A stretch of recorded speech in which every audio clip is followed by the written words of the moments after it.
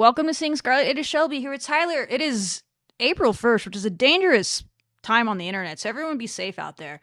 We thought about doing an April Fool's joke on y'all, but then we love y'all too much that we were like, we don't want to hurt anybody's feelings by accident. So no April Fool's jokes here, but we do have all of the info on softball. This is a big softball episode because that's what's going on right now. They swept Iowa State. Run Rule swept them. In fact, there was history on every single night. Friday night, Saturday night, Sunday, in some form, history was made. And they also picked up 2 midweek games since we've talked about them last as well. We'll talk about those as well. We got highlights from all 3 games. We'll run through them, run through the stats, talk about all of the history moments. And then we're getting a lot of questions on the basketball portal. I get it. You're used to there being a lot of stuff already happening by this point. Like, we might have even had visitors starting to get ready to come in. And I bet there probably are some visitors perhaps next week. We just don't necessarily have anything set or to talk about because the portal doesn't open until April 1st or April 6th this year. Monday, the day after the national championship game, new rules. So the coaches, nobody can really talk to the players yet anyway, unless they're a grad transfer, which there are a few of those. So none of that stuff can actually be officially set up outside of agents and all that stuff. But the players and coaches, they can't be in contact. And so there's not really much to go on. But I do have a few things, a teaser or two. There may be an article on Riveter Sports coming out soon that's way more in-depth stats-wise, where I kind of just went into the analytics based on how Texas Tech succeeded this year, and then only allowed myself to look at players that fit those metrics, just from a strictly nerd perspective. There's definitely players that don't fit those metrics that are rumored or announced they're going to be in the portal that I would like to see us go after as well. But this was an exercise in making myself stick to the system that works for Texas Tech as well and force it. So I'll give you those names that those are, and then maybe some others that have hit that have connected to Texas Tech. If you haven't seen them on Twitter, I've already kind of put all that stuff out there. We'll talk about that at the end of the show. You can always see the chapters below and jump ahead. But why would you want to do that when we have the number 2 softball team in the country to talk about? Why would you not want to stick around and talk about Texas Tech softball, Tyler? Right. Yeah. Texas Tech softball has been on an insane roll right now. I mean, every single day since last Tuesday, everybody seems to be either breaking records or making history. I mean, we're doing some pretty incredible stuff right now. Yeah, they're really starting to heat up quite a bit, and I get the competition hasn't been anything spectacular, but you're still playing solid enough teams, right? They are now leading the Big 12 and I feel like everything, pitching and hitting. A lot of individual leaders. I put out a thing earlier today. KT leads in batting average. Mia and Meyer are also in the top 5 of batting average as well. You have Maya Davis leading in stolen bases in the Big 12 and runs scored. She's also second in the nation in stolen bases. She might be first now. She had a couple more, I think, against ACU tonight as we're recording this. You have, let's see who else we have on here. Obviously, NiJa is leading us in ERA. She's up there like 13th in the country in ERA. She leads Texas Tech in strikeouts, same kind of thing. She's up there around 13th or 19th, I can't remember which, in strikeouts as well. Team earned run average is in the top 5, is 4th in the nation. And team batting average is 2nd in the nation. We are the only team in the country that are top 5 in both. And maybe, honestly, I should go look. We might be the only team in the country top 10 in both. Like, there's a lot of teams that are really good pitching right now that are getting, like, that can't hit. And there's a lot of teams that are hitting really well but getting beat up pitching. Tennessee. And we are, like, the one team that's doing both. And people are going to point to our schedule and that we're not playing in the SEC or whatever. But the good teams that we faced, pitching outside of the weird Arizona thing hasn't necessarily ever been our problem. Sometimes the hitting, but it feels like the hitting ever since that Arizona, speaking of that, second game and on, has been on one. They've kind of loosened up. Glasgow, after a game this past week, I thought was interesting. He said that he's changed his coaching style a little bit for this group because of the talent and just the way that they go about it. And I kind of followed up on that. I was like, what do you mean by that? And he said it's small things, but it's like things like pregame. He likes to have players out 45 minutes before the game, going through hitting for 45 minutes leading up to the game, getting like going through every little thing. And he's like, this team, there's a lot of players on the team that like 20 minutes, 25 minutes of pregame hitting, and then they like to just chill and like get loose and get ready to play. And he's like, that's not how he usually does it, but he's learned that this team plays better if they're looser more than like Right. locked in that way, doing 45 minutes of pregame hitting. And so he's kind of shifted over the last few weeks, and perhaps that's why you're seeing this shift because maybe they were a little too tight going into the Arizona game. I don't know. We'll find out as they get into better teams. But I thought that was interesting for him to admit. But yeah, they're doing the damn thing. They're 7th in the RPI, so all this talk about Texas Tech's not really good, they're not playing anybody. If they weren't playing anybody, they wouldn't be 7th in the RPI. Sorry, I hate to break it to you haters. Like, they're not playing nobody. They're just not playing teams in the SEC every week. We get it. But a lot of these mid-majors they're playing have been adequate enough to help their RPI, and they just picked up a game with Texas State later in the month, which I think is a really good addition for both teams. That's usually a pretty good mid-major. Glasgow has a good relationship with them, obviously, from his time at Louisiana. I think they're playing on the 17th of April. So if you want to get tickets, I think it might have already sold out, but check it out. It's down there in San Marcos for all the Southeast Texas Red Raiders. But that's kind of the gist of where they are, ranked 2nd in the nation, now unanimous. I know a lot of people thought they should be 1st. Texas still won their series, so, like, unless you lose a series, you're not going to get dropped. So, like, I don't really care about rankings, so I don't get too up in arms about it. As long as we're in the top 8, so we're going to get to host through Supers, I'm fine with it. That's what they deserve. If they drop out of that, then I'll have some words to say, but so far they're fine. Because they did the damn thing. So let's see. We have a lot of highlights to show because there are 3 games. So what I'm going to do is pull up the highlights, and we'll just talk about each game as it goes. So Friday, 9-1 they were all run rule victories, correct? NiJa Yes. was in the circle. NiJa was in the circle. Johnson hitting 330 on the year. Looked pretty good. I think she gave up a home run. Everybody gave up a home run that pitched in this series because Iowa State was kind of just like, oh god, the sound on this is really bad, guys. Sorry. I don't know what was going on with the broadcast, but Iowa State was kind of swinging for the fences every time, and they got a hold of a few, but that was it. Got a great picture of that slide. Every once in a while, I'm in the right spot at the right time. KT again, 1 for 2 with an RBI and a double, and she also scored right there. Oh. NiJa's an athlete. Give her a gold glove. 31-2 on the season. Ooh. She was throwing some wiffle ball stuff up there, and it was really cold at this game. It was. Windy. Unseasonably cold. Miserably cold for me, who hates the cold. So shout out to the team for playing like it wasn't. Maya Davis, All-American. Chopper Gets the job done. Bartholomew wheels and throws to shot. Caitlin Terry hitting 5. How about KT? His 4th best in the I mean, country. if she's not on the Incredible. short list for National Player of the Year right now, I don't know what y'all are smoking. And sliding I just don't. I don't know how you can be doing what she's doing as one of the top pitchers in the country, and she's literally 4th in the country in batting average right now. Strike 3. Absurd. Candidate, the player of the week for the There we week of go. March 10th. NiJa's just, a lot of people are like, NiJa's this or that. She literally leads the Big 12 in strikeouts and is Yeah. 3rd in ERA. She's still NiJa Kennedy. 8 Ks in this game. Oh, that was a hell of a play. That was the play of the game. Desi. Like, Desi, she almost made another one against ACU tonight, just like that. She goes all out. I love watching Desi play. And somewhere he's pumping his fist. And that one is straightened out. And that one will There we go. Speaking of Desi, she can also hit. Kind of started breaking it open late in this game. It was all singles. Wait, no, that's the second game of the day, I think. Yeah, this one had 3 home runs in it, all late in the game to kind of end it. No chance there. Another strikeout for NiJa. Just the look on her face, I feel for you good. It's got to be demoralizing. Jackie Liz has been on a heater.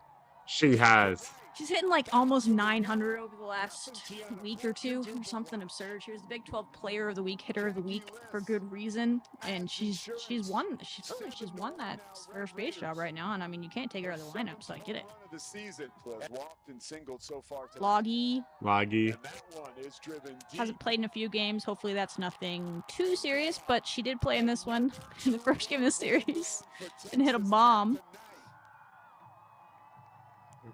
There you go. She walked it off. And that is what you Yeah. call So we walked off the first 2 games, right? if you're into statistics. For celebration. Number 11. Yeah. So, yeah, fun. Always fun to walk it off. And then it was really fun. We don't have video of this or anything, but if you haven't seen it, go find it on social. A bit of a surprise happened right after this game when NiJa Kennedy was awarded the first golden ticket of the 2026 season for a college player. Also the first Red Raider to ever get it, but it's only been going on for 2 years, to be fair. The AUSL is new. It's a pro league that really feels like it has legs for the first time in any of these pro leagues that have popped up over the years, because this one is partnered with the MLB. It feels kind of like the WNBA with the NBA. Like, it feels like this is going somewhere. It's going to be on ESPN. They have all these TV packages. The attendance looked like it was pretty good in year one. The MVP of the league is one of our assistant coaches. Shout out Kaylee Kowalik was there. So the commissioner walks out from right field. And I'm like, what is happening? And then they announce it. And NiJa Kennedy gets it. It was a cool moment. She had no idea. Like, zilch. Even after when we talked to her as a media, she was like, y'all are really good at keeping secrets. Did y'all know about this? And we're like, no, NiJa, like, we weren't lying to you. You're good. You're good. She felt bamboozled. Her parents didn't know her dad. I ran into him as he was coming on the field. He had no idea. Like, no one knew, except for the people that needed to know to organize it. And Glasgow obviously knew, and we talked to him afterwards, and he's like, no, I wanted that moment to happen just like it did. I wanted her to have no idea that was coming, because one, I didn't want her to think about it while she was pitching. Smart. She had a good game, got the win. Yeah. And two, he just wanted to have that authentic moment with both teams, and Iowa State really respectfully stayed and watched it too from their dugout, and they were kind of celebrating as well. And then the whole team mobbed her. So don't let the haters see that think this team hates each other. That's right. They don't think that. They just want to believe that. They've never actually watched any of our games to know that that's absolutely not true. But there's no way you could watch that scene and be like, oh, God, they're all jealous of NiJa, or all these stupid stories people try to make up. No, they were so happy for her. And she was just like, that was her favorite part of the whole thing afterwards when we talked to her. It was like, yeah, getting to celebrate with my teammates and my family, she said, was kind of the best part of the whole thing. So if you don't know what that means, it means she's been drafted into the AUSL, the Pro League. There's 12 players that get a golden ticket, meaning that the first round, I guess, or the first couple of rounds or whatever it is, they've been drafted, but you don't know where or to who or when in the draft. She could be number 1 overall. She could be number 2, number 3, where, I don't know. But whoever did it was a very smart team, and we'll find out. I think it's May 4th, 6th, something like that. Will be broadcast on ESPN, the AUSL draft. So we'll all find out then, about a month from now, where NiJa is headed. It'd be hype if she ended up. What team is Kayla on?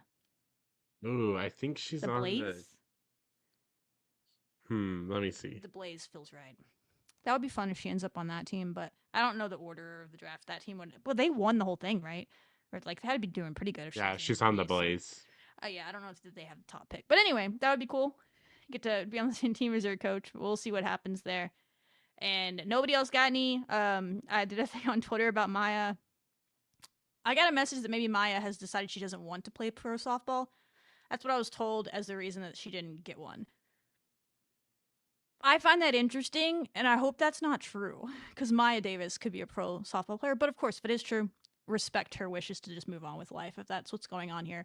But if that gives y'all some context as to why. But Jerry Glasgow after the game was like, no, yeah, she should be in the top 12 people. So I don't know what was going on there. But anyway, someone told me later that she made it clear, like she made it known that she perhaps doesn't want to pursue, or at least in that league, I don't know the details of it, doesn't want to play pro softball, has plans after college, I guess.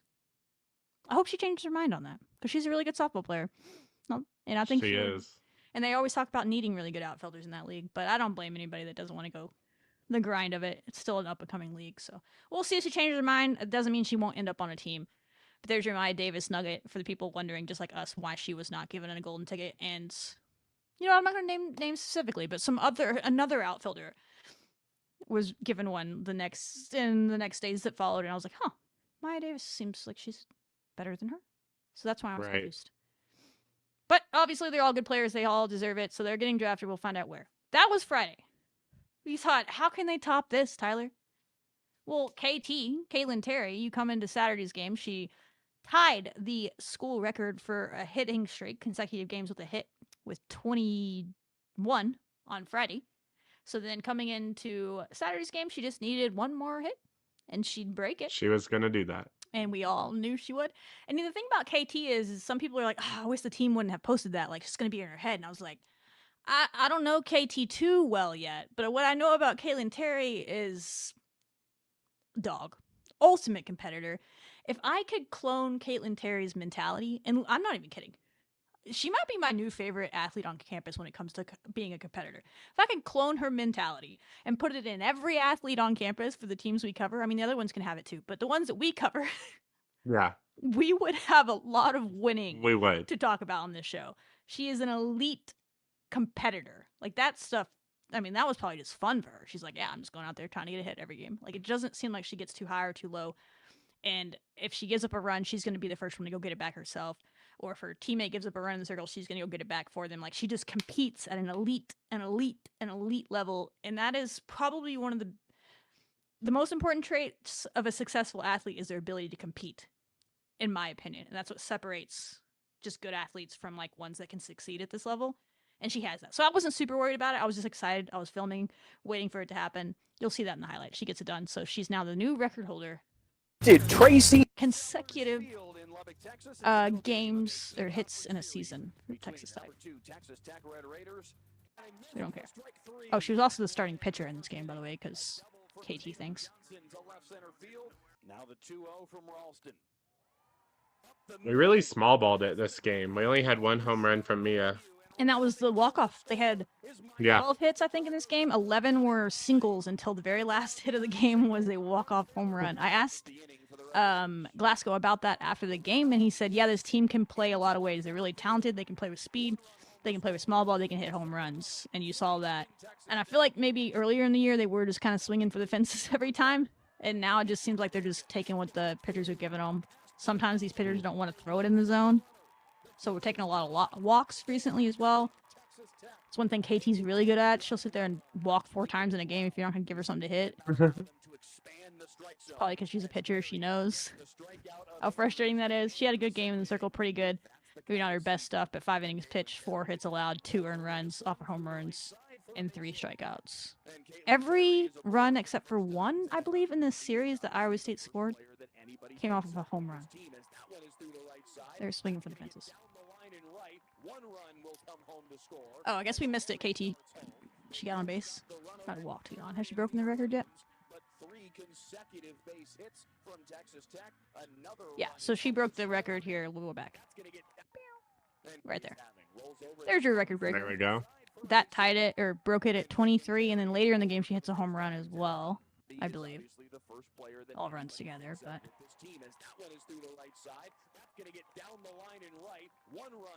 Look at Jackie. What an impressive pickup. She's killing it. Yeah.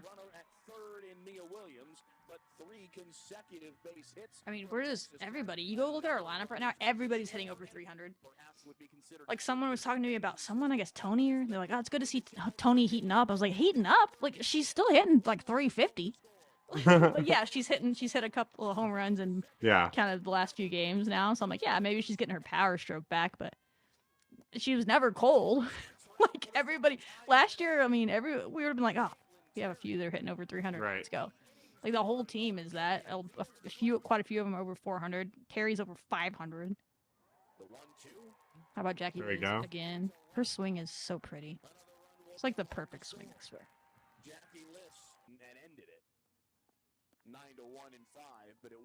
I mean, look, it's the 3rd inning, and it's already 8-1. Mia Williams. I mean, yeah, this was a small ball game, a lot of singles. We were havocing them to death. We can really win however they're going to play us. You're going to give us something to hit, we'll hit it out of the park. You're not going to give us something to hit, we'll small ball you to death. You gave Mia Williams something to hit, the game was over. Walk off in the bottom of the 5th to run roll them. That score says 9-2. Is that right? Yeah, 9-2. Yeah. Get all the games mixed up, but Mia again just quietly goes about her business. She leads us in home runs with 13. That is more than the 11 that NiJa Kennedy had last year to lead us in home runs. We're also up to 70. We had 1 today, so 76 after the ACU game. You'll see in the next game they do break the home run record, so we'll just hop into that. Might as well. Sunday's game, they're gonna set the record for home runs in this game for a season. With 75, started off with KT. Again, Sam gave up a home run in the top half. KT said, no worries, Sam, I got your back. takes one? Bottom half of the 1st inning, she gets it right back with a home run. Also, these jerseys were sweet, Tyler. Oh, they're fire. I imagine we'll see great. them again. Hopefully. They're too good. You don't just wear those one time. They're made too right. well. Sam was pretty good. She got in a little bit of trouble again. Iowa State was swinging for the fences, and they get a grand slam later that makes her line look worse than it was. But she had some good stuff throughout.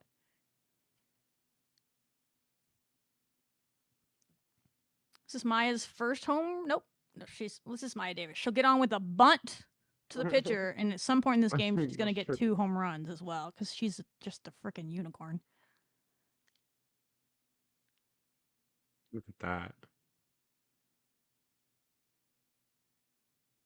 Desi's hitting really well as well. She's like under the radar. Like it's crazy.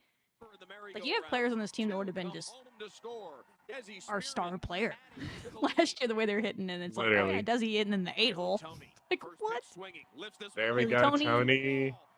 Back in the home run column. Man, she has such a sweet swing as well from the left side. She hit one to like almost the exact same spot in the ballpark, just a different ballpark tonight at ACU. There's first home run of the game from Maya. Look at that. It's still bottom of the second with 2 outs. Like, this team is going to fight. We put up like 12 runs in that inning, I think. And, I mean, Iowa State had like 4 errors in a row, and you're just asking to spot us like 5 runs to start the inning with just errors. And then we were like, all right, we'll just add 7 more just with our hitting at that point. You can't, you're not going to win doing that against this team. But yeah, same had good stuff. I mean, and Iowa State's a good hitting team. Like, hitting is a problem. We talked about that in the preview. They're like 4th or they haven't been up to 3rd now in the Big 12 in hitting. They just don't have a ton of pitching outside of their ace that we even kind of got to their ace. I felt bad not giving her hitter of the game because, like, in any other game she would get it, but Jackie Liz is about to break the school record for home runs as a team. Right there, back to back. Davis, Maya tied it, and then Jackie set the new record temporarily. Now it's since been obviously broken, but she set it at 75. It was back from 2023, which was such a big deal in 2023. It was like we were like counting down. There was like graphics, like the news was all there for that moment, and I don't even think half the people knew it was happening in this game. I didn't even know it was happening in this game. I just knew because we were looking at it like a few games ago, and I was like, damn, we're getting close. And then we hit all those home runs. I was like, oh my god, it's about to happen. So, but it wasn't as big of a thing because it's not even April yet, and we said it. So I think we're up to 4th or something in the nation is what they said it on the broadcast today in home runs. I think there's some teams that have already crossed 100, so we might be a distant 4th, but still 4th in the nation. If that's true, is pretty big. We lead the Big 12 with. This is way behind. I don't know the Big 12 stats. Like you can't look at them. They're just forever behind. This one's like 5 games behind. So anyway, we're up to almost 80 home runs now in the Big 12, or in total, to lead the Big 12 by a pretty good margin up there in the nation. And I don't think we're even on the pace that anybody expected us. I feel like the way that this lineup was put together, you felt like they might reach that like weeks ago, but it just took a little bit for them to all get going. Obviously losing Alon Johnson, like as what Jerry said after the game, didn't kind of slowed that pace a little bit, but they've kind of gotten into it. If you missed the update on Alon Johnson, Jerry did kind of speak a little bit more openly about it. I think if you've been paying attention to the situation, kind of knew where this was headed, which is a bummer for Alana, but she obviously has a wrist injury. I don't know what treatment or surgery or if anything's happened on it for sure, but he said she's 4 to 6 weeks away from even working out still. Do the math on that. That's like May. That's like postseason.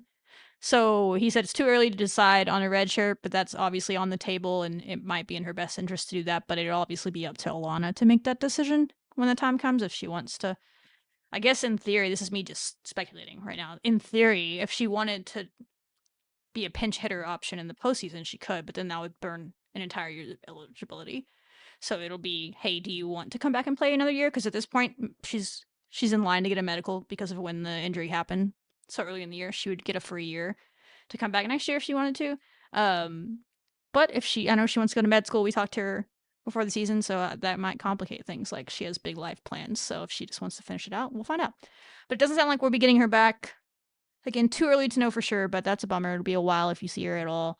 But people like Jackie Liz and obviously Caitlin Terry breaking out in the outfield and hitting wise, and Des Spearman have filled in. So it's like I don't want to say you haven't missed Alana because she's a big bat, an experienced bat that there are times in the postseason maybe you wish you had that kind of experience, but everyone's been doing so well.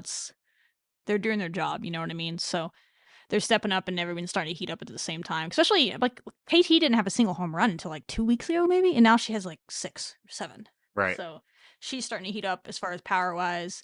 Tony, Des Spearman's been doing it.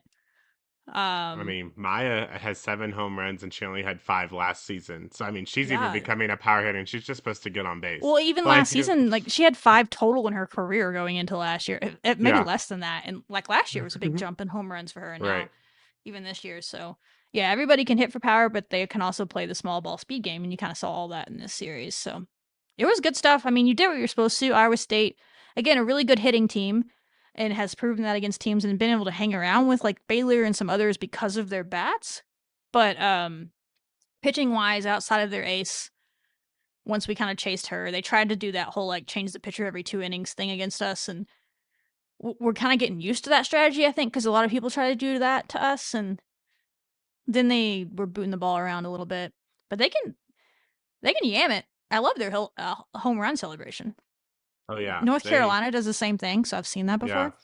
They were But a vibe. Iowa State does it too, and they just throw each other in the air. And I mean, they were people were making fun of them, but I was like, yeah, you don't understand. Maybe you just started watching softball in the last 2 years, but we've been here. That used to be us. Like playing OU, like that. We're OU Literally. now.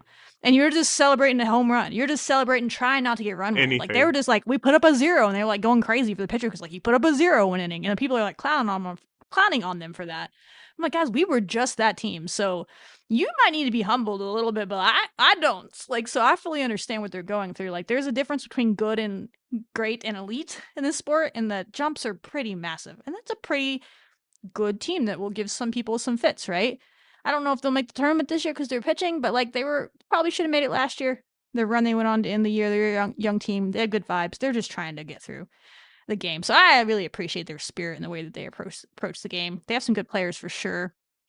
I like their leadoff hitter a lot. She's a competitor. Talk about competing. She has the dog compete gene in her. She expected them to win that game. She was pissed off the whole time, and I love that about her. I'm blanking on her. Jessie Clemens, maybe? Something like that. She's a captain. I really like her. She was big in the Big 12 tournament last year when I was there too. But yeah, they have some good players for sure. But yeah, guys, you just got to understand the context. If you're new to softball, we're not. I mean, I was on this show covering 20-0 losses to Texas on senior weekend. Like, Oh my gosh. Yeah. and that was a team that should have been in the that team should have been in the tournament. Like, it was a good Texas Tech team getting murdered. Like, it's just like you got to keep the energy up somehow, and they did a good job of that. If they don't have that energy, they probably lose 20-0 every game. But they That were is like true. staying in it, getting excited to hit home runs, and making the score look a little bit better than it was, especially on Sunday, because that ended up being like a 14-6 final, right? 17-6 final, Yeah. because they hit a grand slam late in the game. Otherwise, it could have been like a 17-0 game. That would have been pretty rough. So, but Sam Lincoln had a pretty good game. 5 innings pitched. Again, she gave up 5 hits and 6 earned runs. A couple of home runs in that.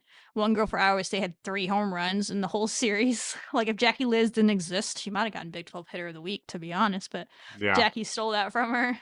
So they have some good hitters. Before this game, Sam was in the top 10 of the nation in ERA. She was our leading Wow. ERA player. Like I had the graphic ready to go, and then she slightly dumped. Her ERA is now like 2.02. Still really good. We're that close from having 3 different pitchers in the top and under 2, which is crazy. But yeah, they got a hold of a couple and put them in the wind, and it is what it is. But she was pretty solid.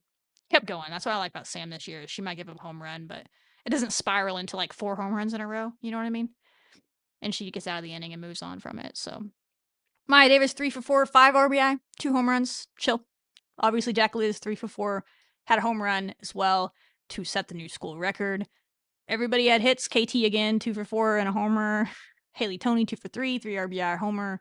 Dez had a hit. Mia Williams quietly going about her business, doing her thing. Everybody had some moments. I think everybody on Saturday almost they got in the game had a hit, and it was kind of close to that on Sunday as well. So that's what makes our lineup scary. Is it's like someone might go through a mini slump, but everybody else is up, and then it's like Right. it's rare you catch them all down at one time. So probably not gonna happen this week against BYU's pitching, but we'll see that tested once we get to better pitching again. But again, kind of walloped Arizona recently, so UCF has good pitching, and they handled that for the most part. So just got to keep plugging away. They're doing their job, beating the people Yeah. that are in front of them. That's all they can do. Yeah, that's pretty much all that they can do. I mean, it's great to see a nice, good old series sweep that happened this weekend or this past weekend, and hopefully it'll probably happen this weekend as well. The teams just Yeah. keep fighting. They just got to keep winning out, and they'll be fine. I'm sure we'll get pretty close sometime in April where it'll be like last year, where there'll be a certain point where there's teams in the Big 12 that can't catch up to us, and we might have the title unlocked. But so just be on the lookout for that, because I remember last year's around this time we were like, oh, Arizona had lost enough games, and we were like, oh, It was getting close. it Yeah. I was, think that was the end of April when we finally got to celebrate it. We had to beat Arizona State yeah, at home because Arizona was so close enough. But yeah, I don't know. I hadn't even looked at the standings in a while. yeah. I don't even know what's going on in the Big 12. I can pull I it just up. be following the top teams just to see them lose. It's nice Just to kind to of see the lose. top. It's kind of nice to see some of the top teams Yeah, take some yeah. hits. Arizona is very much still right behind us, so it's a while unless they start losing. We're 11-1 and they're 9-3. Okay, So they've only dropped one game that wasn't to us. I don't know who that was. Who that was to? Arizona State, maybe. yeah, So they've they been. dropped 2 to us and 1. So they're only 2 games behind us. So we'll have to keep going for a bit. Kansas is 6-3. OK State, we don't play them. They're 7-5. Baylor, UCF, who we've already beaten. Utah, and then we've played a lot of the teams at the bottom, so that's why it's like we need to just take care of business. And we're playing BYU, who's 2-7 right now. So it's another one where it's like not super exciting, but I think what this team is like learning is they're just going out there and competing is the word they keep using and taking care of business. And then they're going to start getting into a tougher stretch of games. Particularly, this is like the last time they're home for a few weeks. So Yes. you're really going to learn a lot about this team over the next few weeks, I think. I think we know they're good. We know they're elite, actually. Very good softball team that could win the national title. That's clear. But they're gonna have to go on the road and get tested a little bit more, which I think will be fun. No. I'm like, Some point, honestly, that you Texas want some State game tests. added is gonna maybe be like the toughest game, one of the toughest games that we have left, just because they've been great. Arizona They've taken State down is A&M. salty if Kinsey Brown's healthy, but Oh yeah, yeah, we have to go to Arizona State. I forgot about she's. that. I mean, she's an All-American if she's healthy, but yeah, for sure.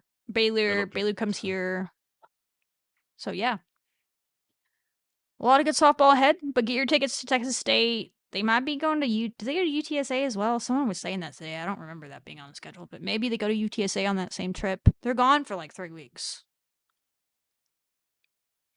yeah, it looks like they're going to Utah State after they play Utah on Sunday. They're going to play Utah State Oh, on a Monday later in the okay. week. They go to UTEP.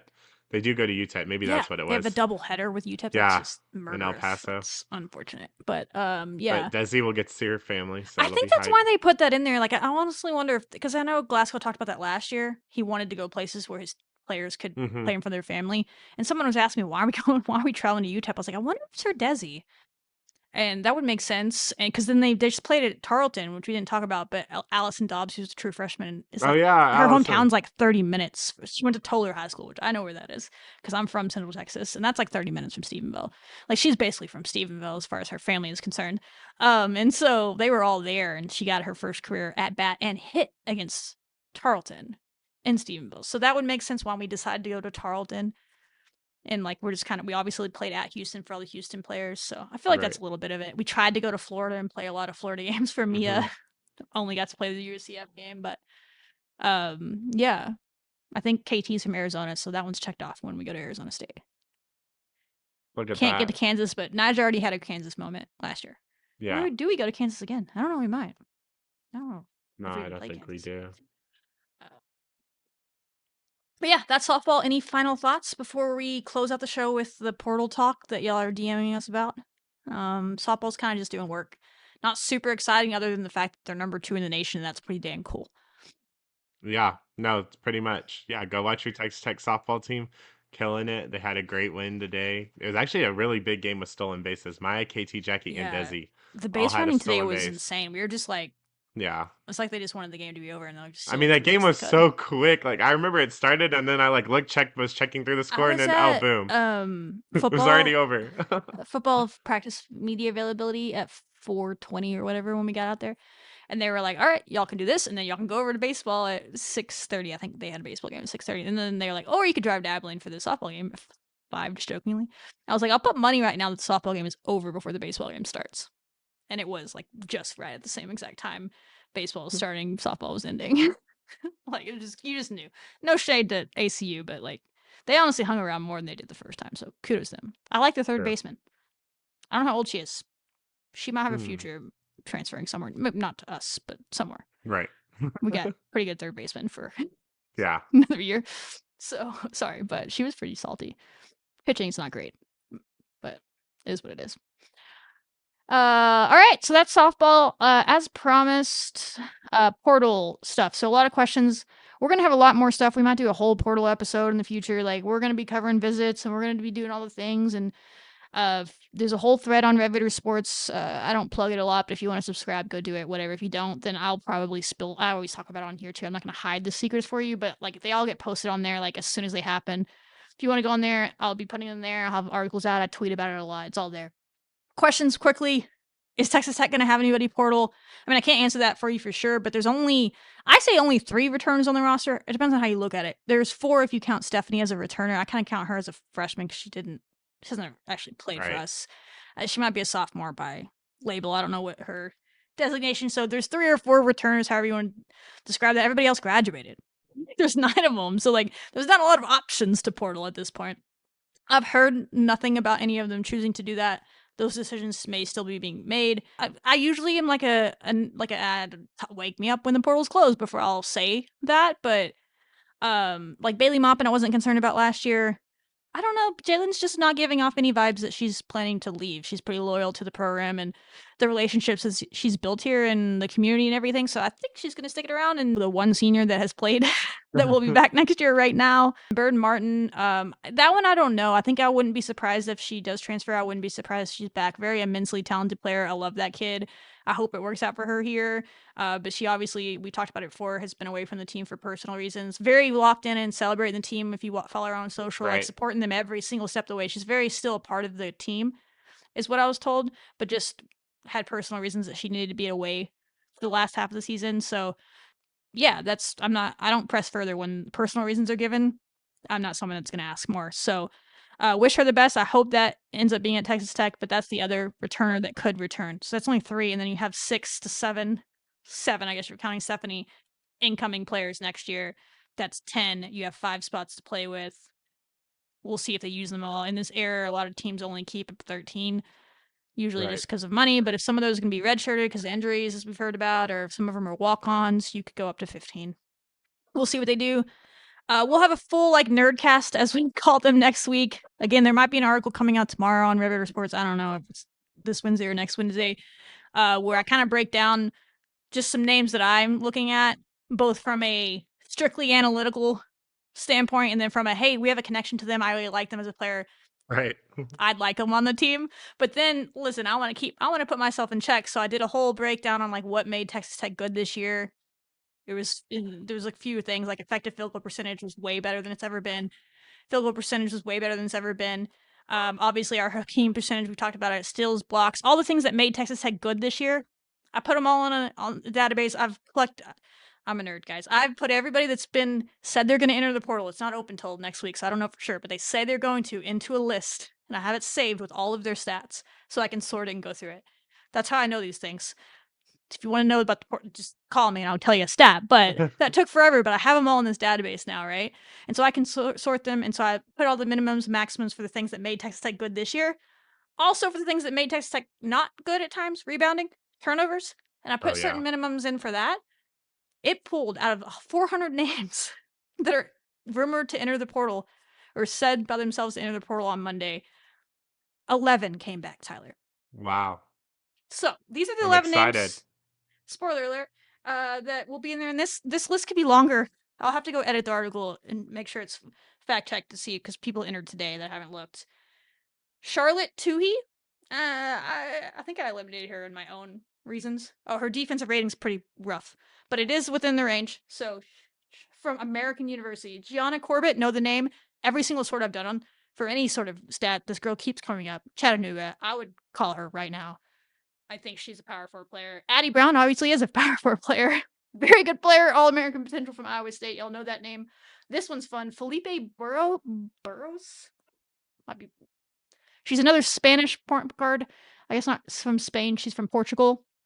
She's a Gemma Nunez clone, but she shoots at 40% from 3.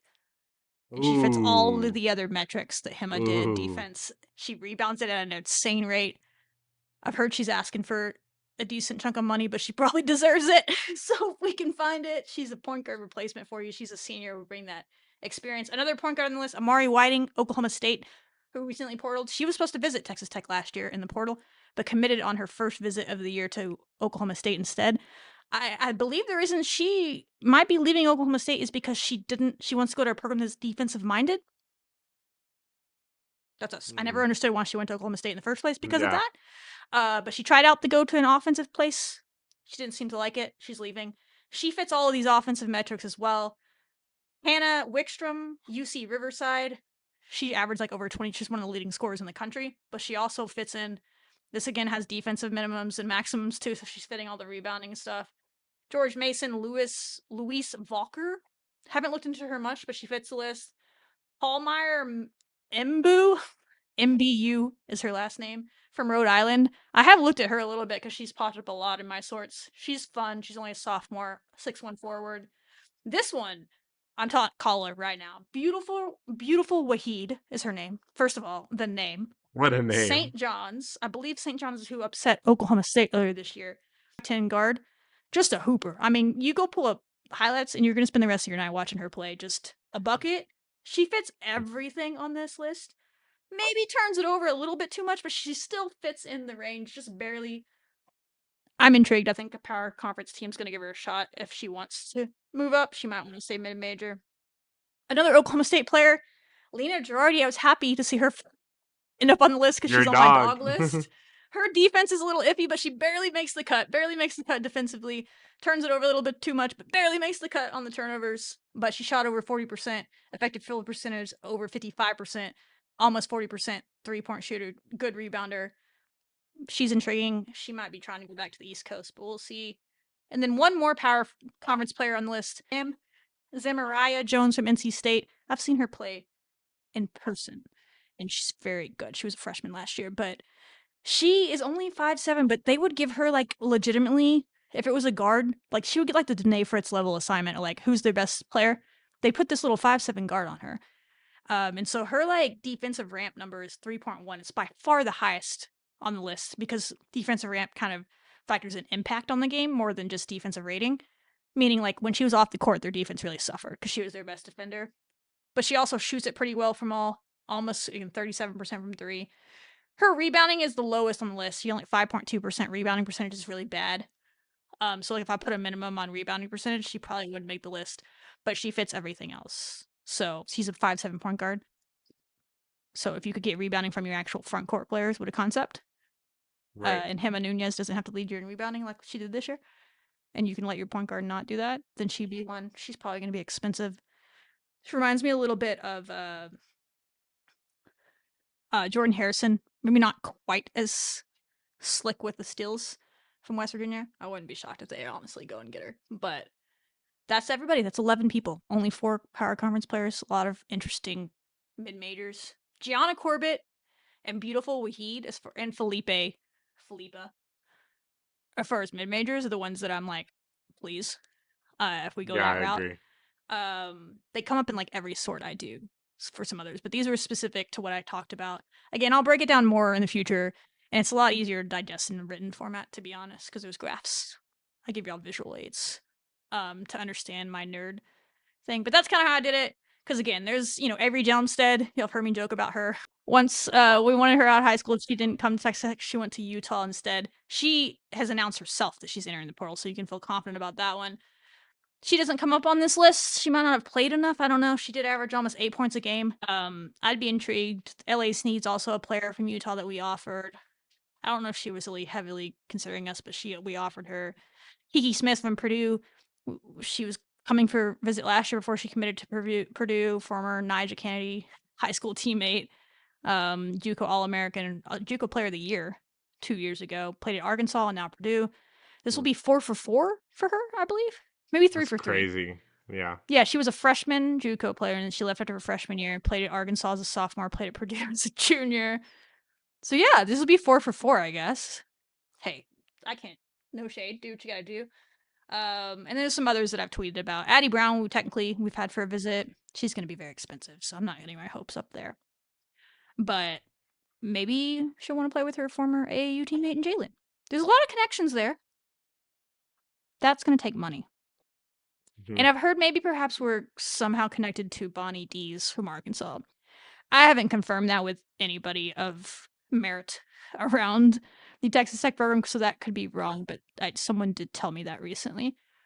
So we played her, so that wouldn't be shocking. And she's Australian, and we seem to go after like every Australian player that's good. Literally. And she's like one of their best players in the country. She was on the U19 World Cup team and was on the all tournament team with like Silas Swords from Michigan and some all these other people Yeah. that were She on also there, got the big invited to some names. like WNBA like showcase weekend thingy. Yeah, so like she's probably going to be expensive. She was really good to start the year and then kind of peter off, but I think Arkansas might have been trying to ask her to do more than she's meant to do.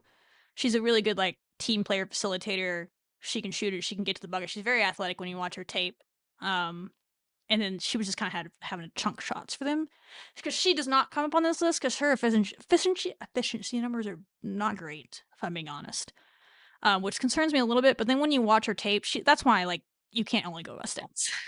Right. You got to look at tape. Like Snowda Collins' numbers wouldn't have come up on this list either, right? For her last year, but you go watch the tape, you're like, oh, she would fit in our system, right? So She would. obviously, I trust the coaches, and I trust the tape on that girl. So I just don't know if we have the money for her because I think she's gonna be expensive. But I hope we do. Donors, if you're listening, help the team out. There's plenty of good players on this list. If you go get a star power conference player and you surround them with 2 or 3 of these, Gianna Corbett, come on down, Philippa Burrows, please. I would follow her in a chair if she's our point guard next year. I'm not gonna lie. And then the beautiful Wahid girl, Burrows, Gianna Corbett, throw in Avery Gelmstead. Give me one of my dogs. At least Avery Gelmstead or Girardi. I'll be a happy girl. I mean, I'll be happy with anybody they get. They're gonna bring anybody. I'm like, okay, I'm in. But that's my early list. It'll change because the portal changes. Some of these people could decide not to enter the portal. Some of them could withdraw their names. Some of them could get bumped out. Well, they won't ever get bumped out because it's a minimum list. But there could be other people that get added to the list. In fact, there probably already Right. are if I go and add the ones that entered today, which is another long list. So it's about to get crazy. If there are visits, we'll let you know. If the team wants them out there, sometimes the team likes to be in the shadows, which I feel like that's how I would go about it. But I guess everything gets out there anyway, so why not promote it and let the players feel the love? I don't know. Different teams go about it different ways, but yeah, we'll keep you updated. And then of course the big ones when they sign, we'll have all the episodes. One-off episodes for every player unless there's like 5 in a day or something. So Right. that's what's ahead for the portal. Men's side, we'll keep you updated. Maybe we'll do some one-off ones like we did last year if I have the time, but obviously we're focusing on the women's team because if we don't do it, where the hell are you going to get that information? Right. So that's where we're at. Any questions, Tyler, that you're wanting to know or thoughts on the portal that you would like to add before we close out the show? I promise y'all more info. I think I answered all y'all's questions vaguely, but we'll have more once it's actually open. I hesitate a little bit to get too in depth because Right. some of these people might not enter, but they say they're going to. Yeah.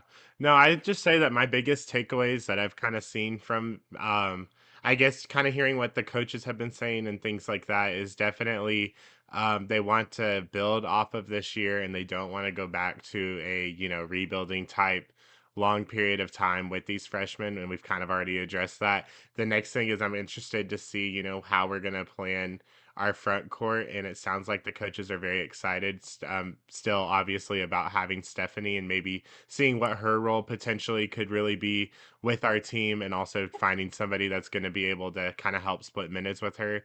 And then yeah, I'm just really kind of excited to find someone that's going to help replace, your defenders and get that elite shooting that, Bailey was giving us and things like that, those type of players that are going to be your old reliables, right, every game, and is going to be able to put up points and help us stay competitive. So I don't know. I'm really interested because I feel like this is definitely a year that we're going to be able to go after the portal. And it seems like we don't necessarily, we'll have to get a few, like, diamonds and gems out of the portal, as we always said. But it seems like maybe we can get some splashy stuff as well that could really help accompany us and pair them with diamonds and gems. And it's not just going to be a whole, like, Moneyball ish team that we have to put together. It'll be more of like some Moneyball, but also, Yeah.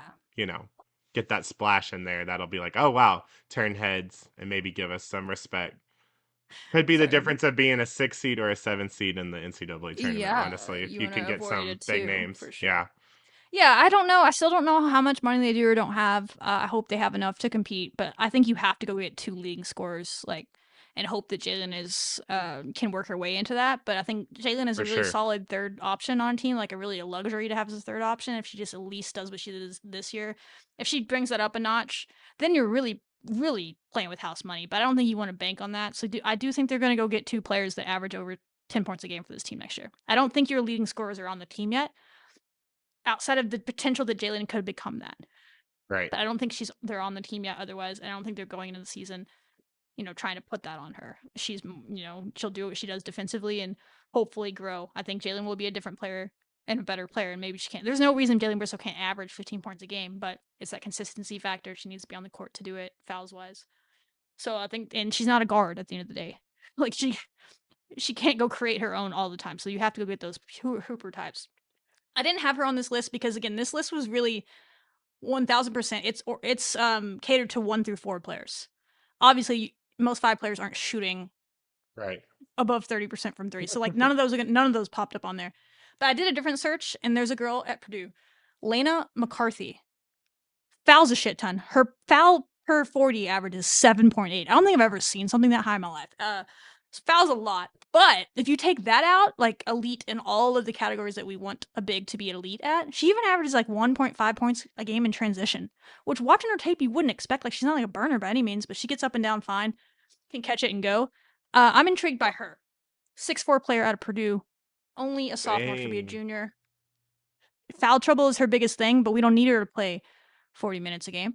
If she could give us 20 minutes and 5 fouls, by all means, like let her do it, But that's the first big that I kind of circled that kind of fit all the metrics that I would be like, okay, I could live with that, and maybe would be in our price range. But who knows? Ooh, I I'm do like her intrigued. Yeah. stats. Yeah, I am intrigued. Yeah, her tape is really good too. Like she finishes pretty good. That's basically the finishing rates where like what I put in for bigs. And rebounding. She rebounds it insanely well. Her rebounding percentage is very good. And blocks it okay. Decent block shot. Rim protector. Not overly athletic, but not unathletic. The foul thing is outrageous. I don't think a Yeah. 7.8 is a lot. But we wouldn't be bringing her in here to be a 40-minute a game player. So as long as she's Right. comfortable playing a role player type game, I think she'd do well in the Big 12. But we'll see where she ends up. Maybe her and Kiki can come together. Both Purdue. Hey, come on now. We'll see. I don't know where she's from originally, but that's one New early. Hampshire. So there's really nothing up there. Okay. You don't want to go back to the cold, Lena. No. Lana? Could be Lana. I don't know how you say your name. Lana. We'll learn it. But you don't want to do that. Come on down to Texas. Yeah, so that's an early big. I'll have a whole list of bigs. I don't know how to evaluate post players off of tape very well, other than like from a guard perspective. Oh my god, they caught the ball and finished. That's my spot as a guard. Right. But her stats finishing. I'm done taking bigs that don't finish at a high rate. I think she's the only big in the portal right now that finished at an above 60% rate and took a certain amount of shots. Like there hasn't been a lot of those elite types. Oh, Panya Davis, we're connected to her from Panya Davis, New Mexico Junior College. She was at Florida State this year. Oh yeah, yeah, yeah. Her efficiency numbers were not good at all at Florida State, but she's a great rim protector. 6'6", very athletic. She would bring a different type of big to the table. If we could work on the efficiency numbers, great, but she's more like a run the floor athletic big. Right. She will shoot some threes. And she's 6'6" and she'll block her shot into the stands. She would be a different fit if you want something completely different from Stephanie. She would be Right. that. More on the lines of what Jada Kearney's going to bring you, though, is why I'm like, Oh, I see. Yeah. But Playing around the freshmen too. yeah, so that's another one. There's some other bigs in there, but yeah, I don't know. Lana's the one that jumped out. I haven't looked too big into the bigs yet. But literally just doing stats, she's the only one, literally the only person that came back I put in the stats. I was like, okay, well, let me see if she's any good. And then it looked up. And I think there was a couple of others, but I wasn't overly impressed. But yeah, that's them. More to come on the portal. It'll get very busy. Team No Sleep starting Monday. It's been nice to have a little bit of a chill last week, though. Yes, for sure. Everybody have a great April Fool's Day and then Easter weekend this weekend. No softball on Sunday. Thank you for playing BYU this weekend so we can all enjoy our Easter on Sunday. Yes, and watch some national championship the Final women's Four. basketball. And that's the other Hopefully thing. Texas There's a is not recruiting in there. shutdown that started maybe now. So like the coaches can't do anything Okay. anyway. There's always a recruiting shutdown in the Final Four. No. So Seems like our coaches also are doing like a lot of, fun, seminars. Bailey and Maupin, by the all way, is sorts of playing things. on Saturday. Oh yeah, that's right in the Gotta All-Star mention game. that. Bailey Maupin's playing on Saturday. You can watch Bailey Maupin. I think she'll wear her Lady Raider uniform. I don't know if they get special jerseys or what they do, but she'll be playing on Saturday at noon on ESPN2 in the All-Star game. Her and Snoda were both finalists, but only 20 people get selected, and I wouldn't be shocked if Bailey's performance against LSU was the thing that put it over the top for her, which is totally fair. I think she deserves it, so that'll be fun. And I bet the whole staff will be there to watch her at that. And then Gerlich is speaking at an event there. The Final Fours of time. If you can weasel your way into those conventions, they're meant for like coaches and stuff. But I went like 10 years ago. It was just a vibe. It's so much fun. You learn so if you're a nerd and you like basketball, like you can go learn about just like the operations side of thing. It's like a huge convention. You walk into all of these different ballrooms and there's a different speaker about a different thing going on. And then there's like certain ones where they're giving like Gerlich's is like going to be on a basketball court somewhere because she's talking about different plays. I think is what I saw, like some sort of set plays, blobs. Yeah. So yeah, you get to learn from them. And there's also it's cool if you can get into it. I don't know if it's changed, but back then, like as long as you knew the right people, you could just go anyway. Now I don't know. They just let anybody. But I was a student at Tech. It was a lot of fun. I don't remember where I was. Somewhere. I think it was when I was in Dallas or something. But yeah, so they're going to all be there doing their thing, and then they'll come back, and their lives are going to be nonstop recruiting. I don't worry about this staff working hard. They're going to get talent in here. I'm just excited to see who it is. Right. And I'm going to laugh if it's anybody on my list of 11 people and be like, let's go score one for the... I do this every year to a degree, but this year they finally had success. And so I was like, I had more of a blueprint to go off of. Right. Before I'm like, okay, this is what I think would create a good basketball team. And usually like those players like end up being pretty good. I'm like, so it does work. But this year, like the numbers changed a little bit because it's like specifically to our system that did finally work. So it got to do it. Now I'm interested to see how they all do. Come on down.